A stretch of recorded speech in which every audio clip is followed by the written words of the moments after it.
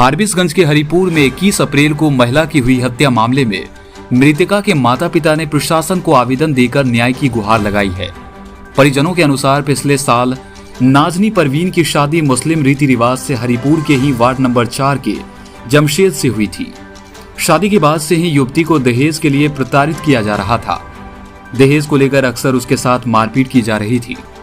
पिछले महीने 21 अप्रैल को उसे बेरहमी से मार दिया गया, जिसको लेकर परिजनों ने थाने में आवेदन दिया था।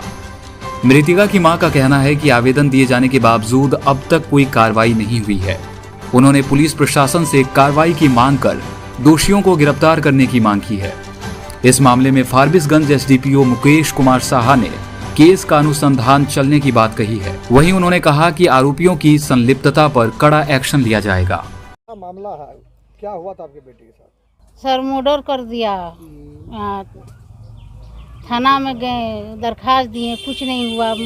क्या कहता कि मर्डर केस का दफा भी नहीं लगाया। एसपी साहब के यहाँ गए, डीएसपी साहब के यहाँ गए, डीएम साहब के यहाँ गए, डीआईजी साहब के यहाँ गए। आप जाएंगे मुख्यमंत्री के पास भी जाएंगे, अभी तक कुछ नहीं हुआ, कोई गिरफ्तारी नहीं हुआ। क्या मांग है? सुप्रीम कोर्ट जाएंगे। हम लोग का मांग है कि 24 घंटा के अंदर उसको गिरफ्तारी होना चाहिए।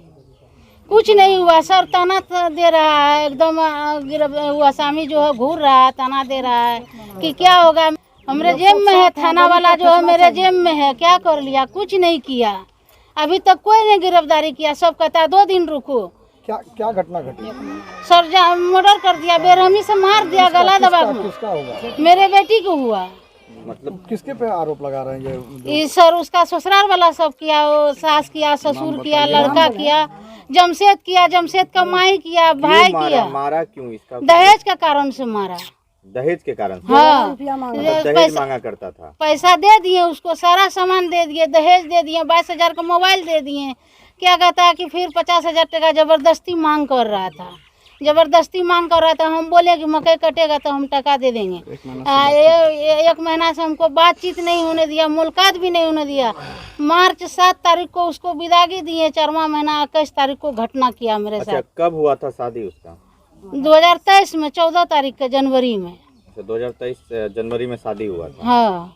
मतलब उसके बाद जो पारिवारिक संबंध था, जो परिवार में रहने का था, वो कैसा था? मतलब मारपीट हमेशा होता था? हमेशा हो रहा था सर। 8 महीना रख करके यहाँ विदागी रोके हुए थे। फिर वो लोग तंग किया, लड़का तंग किया, सब लोग तंग किया, तो मार्च 7 तारीख को विदागी दिए हम। मतलब क्या चीज हुआ था बेटी के साथ? कैसे मारा था? बहुत बेरहमी से मार पीट करके, गला दबा करके मार दिया। गला दबा करके? हाँ, बहुत बेरहमी से मार पीट किया। तो उसके बाद पोस्टमार्टम सब हुआ? हाँ, पोस्टमार्टम हुआ, सब चीज हुआ। थाना गए, पोस्टमार्टम हुआ था। हाँ, सब हुआ। सहारा चाहिए गरीब का। आप लोग का क्या नाम? हमारा समाज सब साथ है। देखिए क्या मांग है आप लोगों का? हमारा मांग है फांसी सजा होना चाहिए। नंबर 7 की पीड़िता की मां है ये, और हरिपुर वार्ड नंबर 4 में ही इसके बेटी का शादी मुस्लिम रीति रिवाज से कराया गया था। जो भी दान दहेज होता है सब दिया गया। उसका कुछ रकम का डिमांड था। ये गरीब है। इसका घर वाला मालिक जो जम्मू में लेबर दिहाड़ी का काम करता है, इसके पास बेटी थी, बड़ी मुश्किल से शादी कराया। हम वर्तमान पंचायत समिति है, सरपंच मुखिया से बोले थे कि हमारे बेटी के साथ प्रताड़ित किया जाता है, पैसा का डिमांड कर रहा है, तो आप लोग चलिए बैठ करके थोड़ा सा कर लीजिएगा। तो हम लोग संडे का टाइम दिए थे, एतवार के दिन सुबह में मालूम हुआ कि मर्डर हो गया है, लाश पड़ा हुआ लड़की का। तो ये बहुत ही दुखद घटना, बहुत ही निंदनीय अपराध है ये।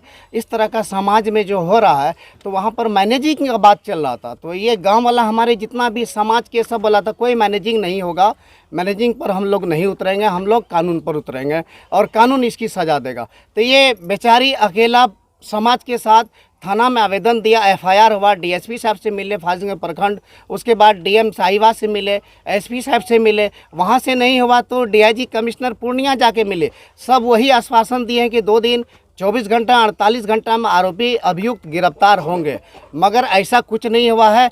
खुलेआम अभियुक्त घूम रहा है और ना ही गिरफ्तारी हुआ है, ना ही उसका घर कुर्की हो रहा। समाज का मांग है कि अगर न्याय नहीं मिलेगा हम लोग को, तो हम लोग आगे पटना सचिवालय मुख्यमंत्री के पास जाएंगे, नहीं होगा तो दिल्ली माननीय प्रधानमंत्री मोदी जी से हम लोग का आश्वासन मिलेगा और वहां तक हम लोग जाएंगे, मगर ये सज़ा होनी चाहिए। अभी तक किसी मामला में कोई भी आरोपी का गिरफ्तारी नहीं हुआ है।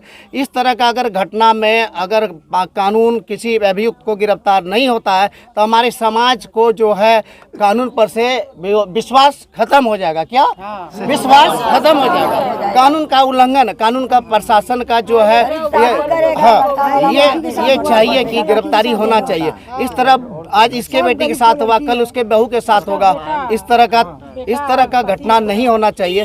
हम लोग पूरा समाज इस दुखियात के साथ हैं, दुखद घटना के साथ हैं। कानून इसका जो सजा दे दे हक में हम लोग को मान्य है, कानून की सजा मान्य है। अररिया के महादेव चौक पर स्थित बुलेट शोरूम के पास में द विजन इलेक्ट्रिकल इन दिनों लोगों को खूब भा रहा है। यहाँ पर एक ही छत के नीचे इलेक्ट्रॉनिक्स का सारा सामान जैसे कि AC, fridge, washing machine, LED TV, cooler, पंखा, वाटर प्यूरिफायर, इन्वर्टर, बैटरी सहित घर में वायरिंग के लिए इस्तेमाल होने वाली सारी चीजें उचित मूल्य पर उपलब्ध है।